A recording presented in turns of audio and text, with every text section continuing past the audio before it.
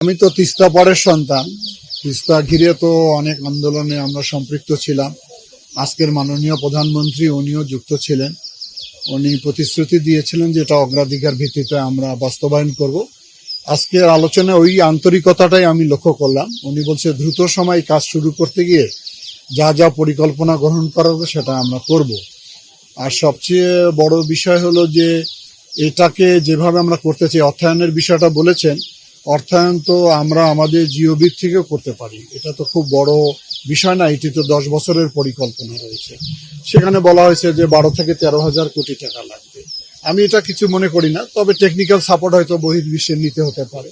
সেটি পরীক্ষা করে আমরা দেখব যে কোন দেশের থেকে এটা টেকনিক্যাল সাপোর্ট নেওয়া যেতে পারে। আমি আজকের সভা থেকে আশান্বিত যে অল্প সময়ের ভিতরে আমরা হয়তো এটাকে একটা জাতির সামনে তুলে ধরতে পারবো যে সঠিকভাবে কবে কোন দিন ধরে আনুষ্ঠানিকভাবে কাজ শুরু করা যেতে পারে।